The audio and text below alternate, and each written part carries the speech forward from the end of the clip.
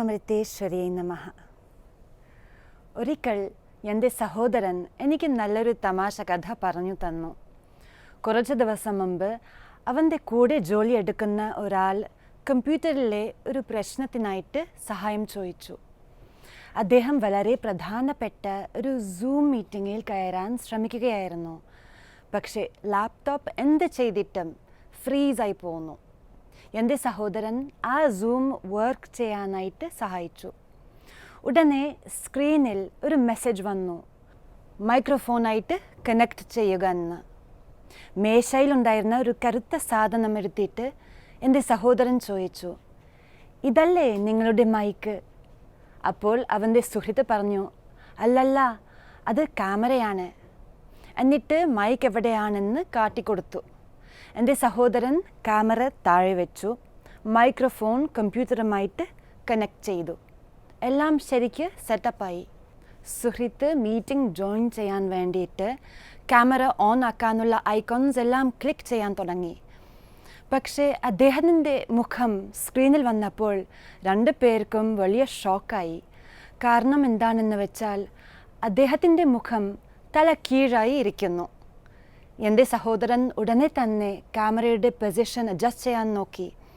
പക്ഷേ സ്ക്രീനിലുള്ള ഇമേജ് തല കീഴായി തന്നെയാണ് കടന്നിരുന്നത്. മീറ്റിംഗ് നടന്നുകൊണ്ടിരിക്കുന്ന കാരണം പല രീതിയിൽ തല നേരെയാക്കുവാൻ ശ്രമിച്ചു. വീഡിയോ സെറ്റിങ്സിൽ പോയി ക്യാമറ അൺപ്ലഗ് ചെയ്തു, പിന്നെ വീണ്ടും പ്ലഗ് ചെയ്തു, തിരിച്ചു കുത്തി നോക്കി. പക്ഷെ ഒരു രക്ഷയില്ല.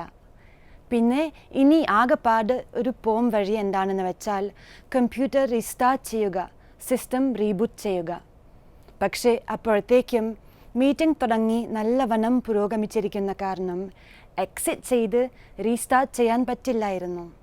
അതുകൊണ്ട് എൻ്റെ ബ്രദറിൻ്റെ സുഹൃത്തിൻ്റെ മുഖം മീറ്റിങ്ങിൽ പങ്കെടുത്തവർ എല്ലാവരും തന്നെ തല കീഴായി കണ്ടുകൊണ്ടിരുന്നു.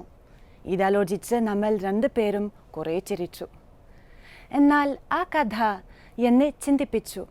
കാരണം നമ്മുടെ കയ്യിലും നമ്മുടെ ജീവിതം നേരാം വണ്ണം കാട്ടിത്തരുവാനുള്ള ഒരു ഉപകരണമുണ്ട്. നമുക്ക് പലപ്പോഴും അത് വേണ്ടവണ്ണം പ്രവർത്തിപ്പിക്കാൻ അറിയില്ല എന്ന് മാത്രം. അത് ക്യാമറയോ മൈക്കോ ഒന്നുമല്ല, ജീവിതം മുഴുവനും നമ്മുടെ കൂടെ കൊണ്ടു നടക്കുന്ന ഒരു ഉപകരണമാണ്. കാലത്തും രാത്രിയും മുഴുവനും. ആ ഉപകരണം എന്താണെന്ന് അറിയണ്ടേ? അത് നമ്മുടെ മനസ്സാണ്. പലപ്പോഴും ഇത് നമുക്ക് നേരാം വഴി ഉപയോഗിക്കാൻ കഴിയാത്ത കാരണം നമ്മൾ ലോകത്തിനെ കാണുന്നത്, അല്ലെങ്കിൽ ലോകത്തിലെ ഓരോ സാഹചര്യങ്ങളെയും കാണുന്നത് തലക്കീഴായിട്ടാണ്. നമ്മുടെ മനസ്സാകുന്ന ക്യാമറയിലൂടെയാണ് നമ്മൾ ലോകത്തെ വീക്ഷിക്കുന്നത്. തീർച്ചയായിട്ടും ആ ക്യാമറയുടെ ലെൻസിൽ എന്തെങ്കിലും കേടുപാട് വന്നാൽ നമ്മുടെ കാഴ്ചയും വികൃതമായിരിക്കും. അമ്മ എപ്പോഴും നമ്മളോട് പറയും, നമ്മൾ ഒരു മിക്സിയോ ഒരു വാഷിംഗ് മെഷീനോ മറ്റ് ഉപകരണങ്ങളോ വാങ്ങുമ്പോൾ അതെങ്ങനെ ഉപയോഗിക്കണം എന്നുള്ള ഒരു യൂസേഴ്സ് മാനുവൽ ഉണ്ടാവും. അത് നേരാം വണ്ണം വായിച്ചാൽ മാത്രമേ നമുക്ക് ആ മെഷീൻ എങ്ങനെ ശരിക്കും ഉപയോഗിക്കണമെന്ന് അറിയുകയുള്ളൂ. ഒരു മിക്സി പോലും കേടില്ലാതെ ഓടിക്കണമെങ്കിൽ ആ യൂസേഴ്സ് മാനുവലിൻ്റെ നിർദ്ദേശങ്ങൾ പാലിക്കണം. നമ്മുടെ കയ്യിലുള്ള ഉപകരണം, നമ്മുടെ മനസ്സ്, വളരെ സൂക്ഷ്മവും സങ്കീർണവുമാണ്. മനസ്സിലൂടെ കടന്നു പോകുന്ന ആയിരം ചിന്തകളും വികാരങ്ങളും നേരാം വണ്ണം മനസ്സിലാക്കുവാനും മനസ്സിനെ നമ്മുടെ കൈകളിൽ ഒതുക്കുവാനുമുള്ള യൂസേഴ്സ് മാനുവലാണ് ആധ്യാത്മികത. നമ്മുടെ ജീവിതത്തിലെ ഏതനുഭവവും നമ്മുടെ വളർച്ചയ്ക്കുള്ള ഒരു അവസരമായിട്ട് കാണുവാൻ നമ്മെ ആത്മീയത പരിശീലിപ്പിക്കും. ഈ ലോകത്തിനെ നന്ദിയും സമചിത്തതയുമുള്ള ക്യാമറ കണ്ണുകളോടെ കാണുവാൻ ആധ്യാത്മികത നമ്മെ പഠിപ്പിക്കും. മഹാഭാരതത്തിലെ ദുര്യോധനൻ വികൃതമായ ക്യാമറ കണ്ണുകളിലൂടെ ലോകത്തെ വീക്ഷിക്കുന്നതിൻ്റെ ഒരു വലിയ ഉദാഹരണമാണ്. അദ്ദേഹം തലക്കീഴായി ലോകം കണ്ടു. കള്ളച്ചൂതിലൂടെ, വഞ്ചനയിലൂടെ കൗരവന്മാർ പാണ്ഡവന്മാരെയും ദ്രൗപദിയെയും 12 വർഷം വനവാസത്തിലേക്ക് അയച്ചു. അവസാനത്തെ കുറച്ച് വർഷങ്ങൾ പാണ്ഡവന്മാർ ദ്വൈതവനത്തിലാണ് താമസിച്ചിരുന്നത്. ദുര്യോധനൻ പാണ്ഡവന്മാരെ ഒന്നും കൂടി വിഷമിപ്പിക്കുവാനും അവരുടെ മുറിവിൽ ഉപ്പ് പുരട്ടുവാനുമായി ദ്വൈതവനത്തിലേക്ക് ഒരു വലിയ സംഘത്തിനെ നയിച്ചു. പാണ്ഡവരുടെ മുന്നിൽ അദ്ദേഹത്തിൻ്റെ ധനവും ആഡംബരവും ശക്തിയുമെല്ലാം ഒന്ന് പ്രദർശിപ്പിക്കുവാൻ വേണ്ടിയാണ് അത് ചെയ്തത്. പക്ഷേ വിചാരിച്ച രീതിയിലല്ല കാര്യങ്ങൾ നടന്നത്. ദുര്യോധനനെയും പത്നിമാരെയും ഗന്ധർവന്മാർ പിടിച്ചു കയറ്റി. ഇതറിഞ്ഞ പാണ്ഡവന്മാരാണ് അവരെ കൂടുതൽ ശിക്ഷയിൽ നിന്നും രക്ഷിച്ചത്. മോചിതനായ ദുര്യോധനനോട് യുധിഷ്ഠിരൻ യാത്ര പറയുന്നത് ഇങ്ങനെയാണ്: സമാധാനമായി പോകൂ, ഞാൻ അങ്ങേക്ക് നന്മ നേരുന്നു. ദുര്യോധനന് ഇപ്പോഴെങ്കിലും കണ്ണ് തുറക്കാമായിരുന്നു, നേർവഴി കാണാമായിരുന്നു. യുധിഷ്ഠിരൻ തന്നെ ഒരു സഹോദരനെ പോലെയാണ് ഇപ്പോഴും കാണുന്നതെന്ന് മനസ്സിലാക്കി പാണ്ഡവന്മാരോടുള്ള ശത്രുത തീർക്കാമായിരുന്നു.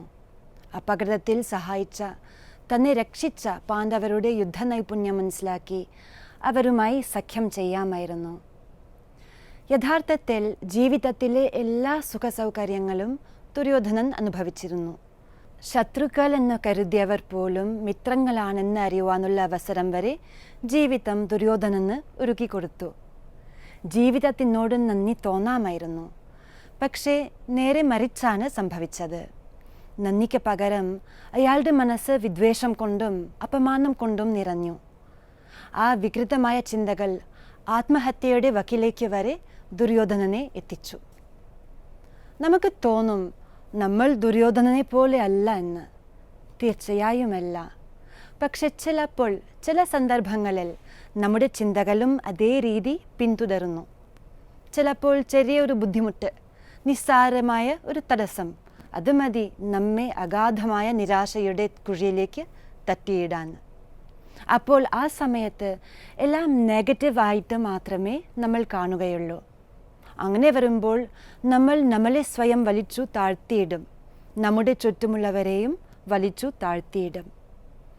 അമ്മ പറയും, നമ്മുടെ മനസ്സ് എപ്പോഴും നമുക്ക് ഇല്ലാത്തതെന്തോ അതിൽ മാത്രം ശ്രദ്ധിക്കും, അല്ലെങ്കിൽ നമ്മളെ അലട്ടുന്ന കാര്യങ്ങളിൽ മാത്രം മുഴുകും.